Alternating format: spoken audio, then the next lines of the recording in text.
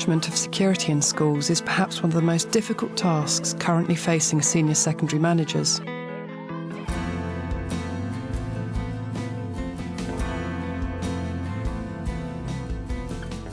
We've drawn together a group of experts to reflect on some of the more challenging issues.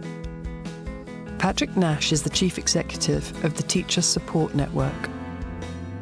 Karen Todd of Ergo Consultants is an ex-head who specialises in leadership training. Jerry Bartlett is the Deputy General Secretary of the NASUWT. Julie Bentley is the Chief Executive of the Susie Lamplugh Trust, who specialise in personal safety skills. Mike Cording of Behaviour Learning is also an ex-head who specialises in behaviour management training. So our concern in relation to weapons in particular is that we don't actually know. A lot of stories told, aren't there? We don't actually know what the incidence is of the carrying of knives or guns in schools. We know it happens. People say that, you know, there's no such thing as bad publicity, but if you're a school head, that's the last thing that you want. So most heads want to deal with this quietly and privately and in-house. And that inevitably leads to underreporting. And if you're in competition with neighbouring schools for pupils. That's right. Absolutely. We certainly don't talk about how many weapons have been brought in last week or how many were in on a Wednesday afternoon. So it's for that reason that a number of our organisations are supporting the request of the School Security Working Party that airport-style random samples of students turning up for school in the morning are conducted in order to give us an idea of what the real incidence of weapons carrying is. And how is that going to be seen in terms of weapons? What will they perceive to be a weapon? I think that's a really good point, because some of the worst of the incidents that do occur don't involve implements that persons would normally consider to be weapons. I've seen some nasty injuries inflicted with a pen. I'd be interested in the effect on the school if there'd been a random search in some of the schools that I've worked in, what state those children would be in by the time they got into the classroom, and whether it would actually be more detrimental to the staff than not having the search random or whatever. And there is that whole issue about the fear of crime and the fear of scenarios. And as we said, you know, schools aren't as dangerous as maybe the media sometimes makes it out to be.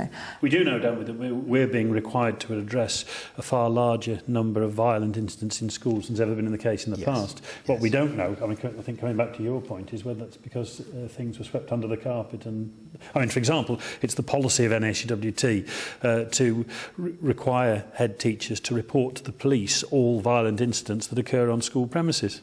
Now, there's a great reluctance to do that for the reasons you said. Yeah, absolutely.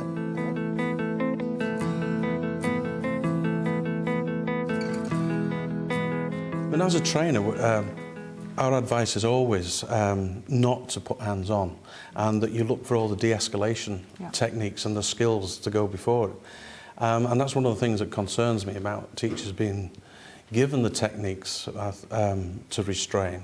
We certainly take a lot of calls from teachers that are asking our counselling team about what to do about a situation where they feel like they might have to get in and restrain, and we give exactly the advice you give, which is actually no. We absolutely would recommend a hands-off approach, and we'll coach people over the telephone, you know, in advance on de-escalation techniques. So that's very much part of the advice and the sort of support we're giving out on a day-to-day basis to teachers facing that. So I wholeheartedly agree with what you're saying. But if you're doing break duty or dinner duty and you're in a playground and, you know, you hear that a fight's broken out somewhere else, you know, you hear the shout of fight, and children running across a playground, and you actually get over there and see that you've got two kids you know, locked with each other. Then it's very difficult not to get involved, because again, you have a duty of care about what you're going to do, and teachers do get involved because they care about the children that you know, that are there, and emotion often takes over in situations and I think that's a really important issue, actually. It gives teachers an absolutely appalling professional dilemma, because a teacher who doesn't intervene in a situation where they could have prevented one child from injuring another is actually vulnerable to litigation on behalf of those representing the child. At the same time, the highest incidence of false allegations against teachers occurs when teachers have intervened to try and protect the safety of pupils in their charge. I think this is where teachers really need a broad bag of skills, because I think there always will be times where some level of physical intervention has to happen, some of the examples you've just given. But I think that there's a risk that if they feel able to do that and they feel empowered to do that, then actually, as you were saying, it's possible that the kind of avoidance diffusion skills might be overlooked. And I think that what's really important is that teachers feel really, really confident and equipped with the diffusion skills, but also have the knowledge in terms of the more physical side of things. But invariably, if you go into what's already an aggressive situation with physical contact, which is by its nature perceived to be aggressive, then the possibility of that being escalated even higher, I think, is a very real risk. I mean, we would always say in terms of personal safety, you avoid, you diffuse, and only if there's absolutely no other option do you utilise physical moves. Yeah. Teachers have got to understand and really believe totally that they're not responsible for the children's behaviour. They're responsible for managing it effectively. The children are responsible for their own behaviour. And so that if a child said that they're going to leave, I mean, my advice to all teachers and trainers, don't stand in the doorway. Because, you tell the child not to go, obviously, and you've got systems in place to deal with the child who goes out. But whatever you do, don't stand in the doorway, because suddenly you've got an assault on or whatever else to deal with. Or an accusation of assault. That's right. Yeah, either way, that's a very risky situation for the teacher indeed, and I think that's good advice. But for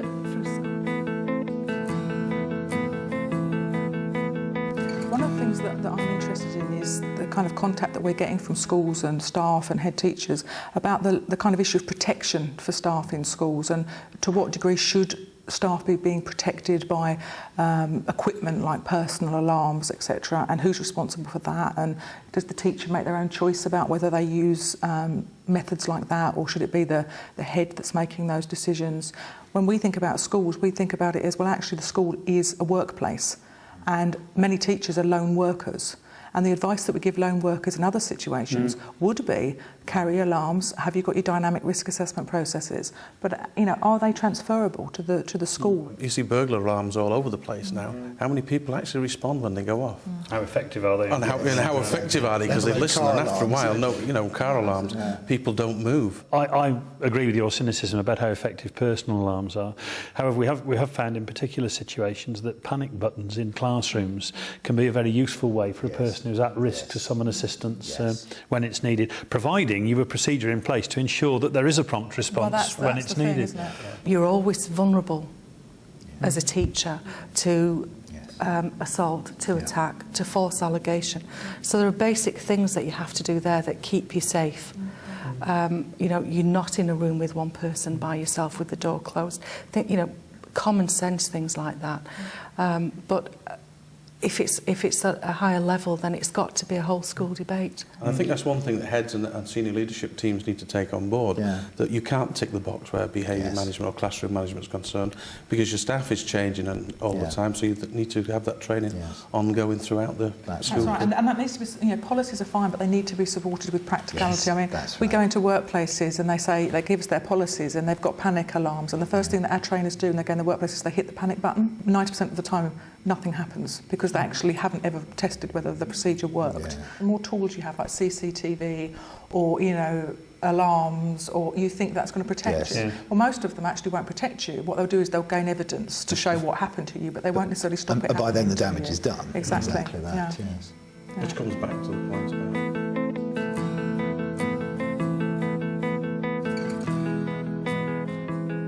business as usual. I think just going straight from incident to business as usual is very, very, very undermining. I've come across one school that actually has what they call an assertive resolution.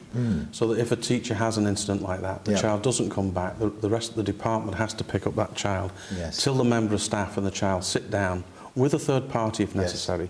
There's a script that they have to follow. And it's not about what went wrong, it's about what the expectations are for the next lesson.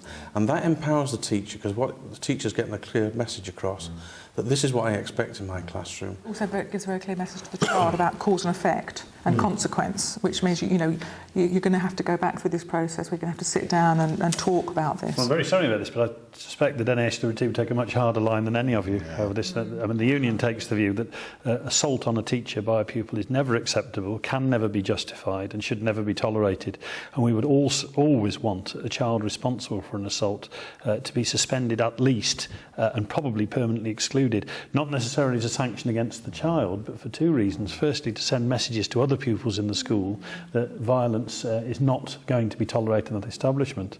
And secondly, because paradoxically, children who commit violent assaults on adults obviously have special needs, and often those special needs will not be catered for unless they're excluded, which focuses the attention of the relevant authorities and need to assess their problems and address them. What I was talking about though was trying to get zero tolerance at a much earlier level, so that you actually limit the number of times that the violence occurs, because you're dealing with it effectively and assertively at a low level, so that any incident where the child needs to be removed by on-call because they've refused to do as they're told, or whatever that could lead to it, the member staff has the power. But I think you're right. It's like getting in at the early stage of a behaviour problem, because it's often an undealt with issue in a certain child or young person that then leads ultimately to that violent act. The dilemma for senior staff, of course, is that balance, isn't it? It's between the protection of the teaching staff, but it's also then, well, okay, but then we have the responsibility toward the young person,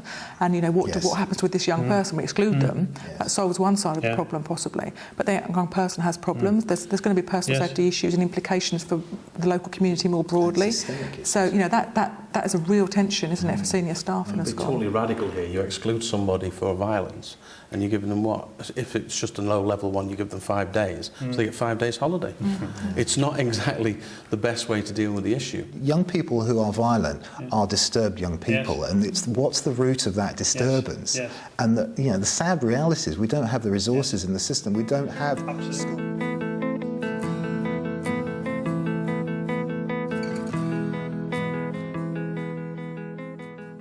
Well, I mean, the most important thing after an incident, however big or however small or perhaps insignificant, the most important thing is for a teacher to get support immediately. And as I say, Teacher Support Line is 24/7 counselling service is available immediately, and we would encourage any teacher that's been involved in any incident whatsoever, the first thing they need to do is to report the incident and seek professional help and advice. Am I being naive in thinking as a head I felt I would have been in breach of my duty if somebody had to go and ring you up rather than go and deal with it within?